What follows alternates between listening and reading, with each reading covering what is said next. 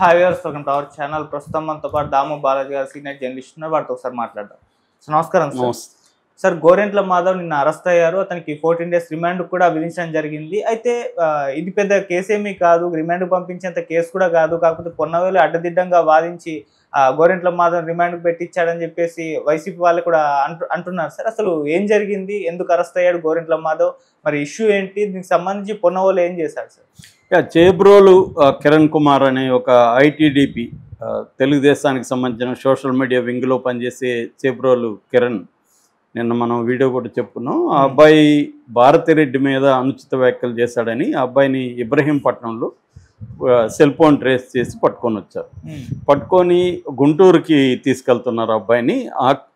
అది ఆ విషయం తెలిసిన మన గోరంట్ల మాధవ్ గుంటూరుకి తన అనుచరులతో పెద్ద ఎత్తున వచ్చి అక్కడ ఎస్పీ ఆఫీస్ ఎదురుగానే అతన్ని కొట్టడం, అక్కడ ట్రాఫిక్ దీంట్లో సిగ్నల్లో ఆగినప్పుడు అతను వచ్చి దాడి చేసి పిడిగుద్దులతో కిరణ్ గుద్దాడని, అడ్డొచ్చిన పోలీసుల్ని కూడా తోసేశాడని, కానిస్టేబుల్ కూడా గాయాలయ్యానని చెప్తున్నారు. ఈ క్రమంలో ఒక పోలీస్ ఆఫీసరు ఇతన్ని కూడా చంపదెబ్బ కొట్టాడు అనేది చెప్తున్నారు. ఇదంతా వీడియోల్లో కూడా వచ్చిందన్నమాట.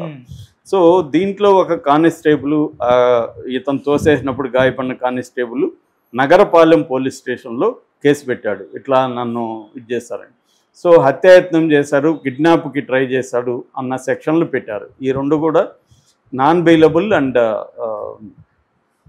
దాని ఏమంటారు కాగ్నిజబుల్ అంటే కోర్టు పర్మిషన్ లేకుండా అరెస్ట్ చేయొచ్చు, నాన్ బెయిలబుల్ అంటే బెయిల్ రాదు. సో ఈ రెండు సెక్షన్లతో పాటు ఇంకా వేరే కూడా పెట్టారు. సో ఇతనితో పాటు ఇంకొక 5 మందిని కూడా, ఇతని అనుచరులను కూడా పోలీస్ కేసు పెట్టారు. Court special mobile court Guntur దాంట్లో ప్రవేశపెట్టారు. ఇతని తరపున 2 అడ్వకేట్లు, పొన్నవోలు సుధాకర్ రెడ్డి, తర్వాత మనోహర్ రెడ్డి అని 2 అడ్వకేట్లు వాదించారు. ఇటు గవర్నమెంట్ తరపున పబ్లిక్ ప్రాసిక్యూటర్ వి సౌరి, పవన్ కుమార్ వీళ్ళిద్దరు అటెండ్ అయ్యారు. సో దాదాపు 4 గంటల పాటు వాదనలు జరిగాయి. సో 4 గంటలు పొన్నవోలు ఏదో మతిలేని వాదనలంతా వినిపించాడు అనే ఒక వార్త వైరల్ అవుతుంది. పొన్నవోలు కానీ కరెక్ట్గా ఆర్గ్యూ చేస్తుంటే, ఎందుకంటే అతను కొట్టిన విజువల్స్ ఏమీ లేవు అక్కడ. వెళ్ళి అతని మీద ఆగ్రహంగా వెళ్ళాడు. ఎందుకంటే తమ నాయకుడు భార్యను కించపరిచారు కాబట్టి అతను ప్రశ్నించడానికి వెళ్ళాడు తప్ప అతనేమో దాడి చేయాలనే ప్లాన్ లేదు. అతని దగ్గర ఎటువంటి ఆయుధాలు లేవు. ఇవన్నీ వాదించకుండా అతను సరిగ్గా వాదించలేదు. ఈ మధ్యకాలంలో అందరు కేసుల్లోనూ ఇతన్నే పెడుతున్నాడు జగన్, అతన్ని చూస్తే అతను అడ్వకేటా అనిపిస్తుంది చాలామందికి అనే ఒక విమర్శ జగన్ మీద వస్తుంది. నేను చాలాసార్లు చెప్తుంటా, జగన్కి చంద్రబాబుకి తేడా. ఎందుకంటే వ్యవస్థల్ని, ముఖ్యంగా క్రిమినల్ జస్టిస్ సిస్టమ్, సింపుల్గా చెప్పాలంటే న్యాయ వ్యవస్థ, ఈ న్యాయ వ్యవస్థని డీల్ చేయడంలో చంద్రబాబుకి దగ్గరకు కూడా జగన్ రాలేడు. అందుకనే తన మనుషులు అనేక మంది 3 నెలలు, 2 నెలలు, నెల జైళ్ళలో ఉన్నా కూడా, సురేష్ కావచ్చు, తర్వాత నందిగామ సురేష్ కావచ్చు, తర్వాత పిన్నెల్లి రామకృష్ణారెడ్డి కావచ్చు, వల్లభనేని వంశీ కావచ్చు, పోసాని కృష్ణమురళి కావచ్చు, ఇప్పుడు ఇతను కావచ్చు మాధవ్. సో వీళ్ళందరూ అరెస్టులు అయ్యి నెలల తరబడి జైల్లో ఉన్నా కూడా విడిపించుకోలేని ఒక పరిస్థితిలో జగన్ ఉన్నాడు. దీనికి కారణం ఏంటంటే అతను లీగల్ నెట్వర్క్ని అభివృద్ధి చేసుకోకపోవడం, మొత్తం న్యాయ వ్యవస్థలో పట్టు సంపాదించుకోలేకపోవడం, ఇది ప్రధాన లోపంగా ఉంది. రెండోది, కనీసం డబ్బులు ఎక్కువ ఖర్చు పెట్టి పై స్థాయి అడ్వకేట్లను పెట్టుకోకుండా పొన్నవాళ్ళు లాంటి వాళ్ళని పెట్టుకొని నడిపేయడం అనేది ప్రధానంగా జగన్ మీద వస్తున్న విమర్శ. అదే చంద్రబాబు ఏం చేస్తున్నాడు, ఇప్పుడు కూడా చిన్న కేసుల్లో కూడా సిద్ధార్థ లోతను దింపుతున్నారు. నేను ఒక చిన్న ఎగ్జాంపుల్ చెప్తాను. అక్టోబర్ 1, 2024 నాటికి, అంటే దాదాపు 5 నెలలు అయింది ఈ గవర్నమెంట్ వచ్చి, సిద్ధార్థ లోతరాకి ఆంధ్రప్రదేశ్ గవర్నమెంట్ ఎంత ప్రొఫెషనల్ ఫీజు ఎంత చెల్లించింది తెలుసా? 2,86,00,000 చెల్లించింది ఓన్లీ 5 నెలలకి. ఇంకా 5 ఏళ్లలో ఆయనకి ఎంత పోతుందో మనం ఊహించుకోవచ్చు. జీవో నెంబర్ RT నెంబర్ 474 ప్రకారం సో 12,25,25,00,000 ఒక దప్ప, 60 లక్షలు ఒక దప్ప, 65 లక్షలు ఒక దప్ప, 10 లక్షలు ఒక దప్ప, మొత్తం 4 ఫేజుల్లో ఆయనకి చెల్లించారు. దీంతో పాటు ప్లస్ 10% క్లర్కేజ్ అంటారు, క్లర్కల్ ఖర్చులు అని చెప్పి చేశారు. ఇంతకు ఆయన చేసేది ఏంటి, ఎవరో పోసాని ముందస్తు బెయిల్కి వేశాడు. ఇక్కడున్న పీపీ ఏం చేస్తాడంటే జడ్జితో 1 minute సార్ అంటాడు. ఈ లోపల వీడియో కాల్లో సిద్ధార్థ లూత్రా ఒక 2 నిమిషాలు మాట్లాడతాడు. దానికి ఆయనకి 10 లక్షలు, 20 లక్షలు, 50 లక్షలు వెళ్ళిపోతుంది. అలాగా ఇప్పటికీ ఈ 5 నెలల్లో 2,86,00,000 సిద్ధార్థ లూత్రాకి ఆంధ్రప్రదేశ్ ప్రభుత్వం చెల్లించింది. అంటే అర్థమేంటి, ఎవరో ముందస్తు బెయిల్కి వేస్తే కూడా సిద్ధార్థ లూత్రాని దింపుతున్నాడు చంద్రబాబు. అదే జగనేమో ఈ పొన్నవాళ్ళు సుధాకర్ రెడ్డిని వాడుతున్నాడు, మనోహర్ రెడ్డిని వీళ్ళని వాడుతున్నాడు. ఈ తేడా మనకు క్లియర్గా తెలుస్తుంది.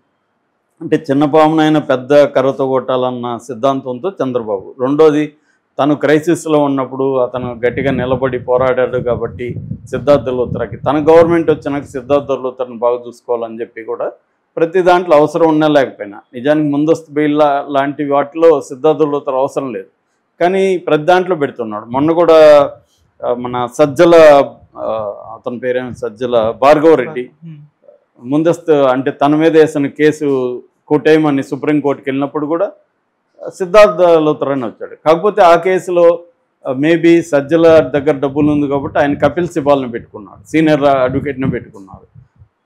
దానివల్ల కొంత ఊరట కూడా భార్గవ రెడ్డికి వచ్చింది. అలాగా పెద్ద అడ్వకేట్లు ఉండడం ఎందుకు, లేకపోతే గంటలకి వాళ్ళ కోర్టులు ఎందుకు ఇస్తారు ఎవరైనా అంటే, వాళ్ళు కోర్టులను కూడా ఇన్ఫ్లుయెన్స్ చేయగలరు, వాళ్ళకి లా మీద అపారమైన పట్టు ఉంటుంది, వాళ్ళ లాంగ్వేజ్ కానీ వాళ్ళ ప్రజెంటేషన్ ఎక్స్ట్రాడినరీగా ఉంటుంది. మనకి ఉండవల్లి అరుణ్ కుమార్ చెప్తుంటాడు, వాళ్ళ లాంగ్వేజ్ ముందు మనం నాలంటోడు నిలబడలేడు అని చెప్తుంటారు. వాళ్ళు లండన్ నుంచి మాట్లాడుతుంటారు, ఆ హైఫై ఇంగ్లీష్లో మాట్లాడుతారు, జడ్జిలను కూడా భయపెట్టగలరు వాళ్ళు.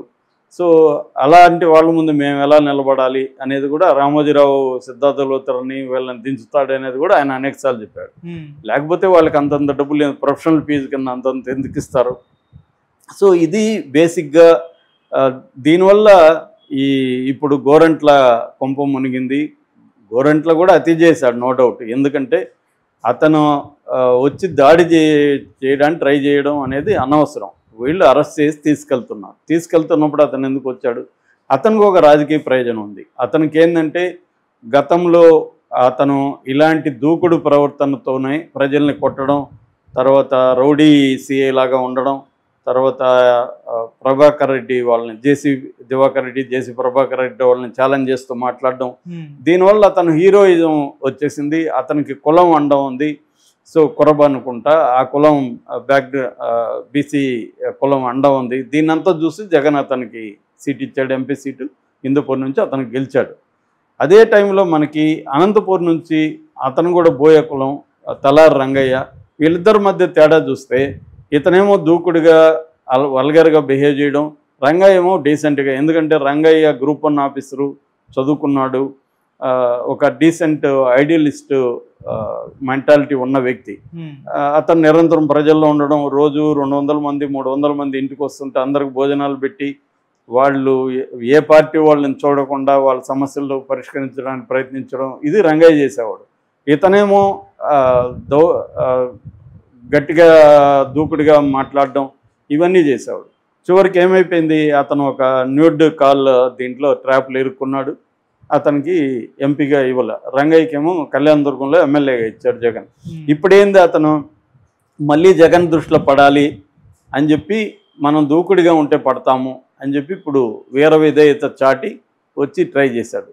మేబీ అతనికి ఐడియా ఉంటుంది, జైలుకి పోతే కూడా పర్వాలేదు మనం మేనేజ్, ఎందుకంటే అతను సీఏగా ఉన్నాడు కదిరిలో ఇంతకుముందు.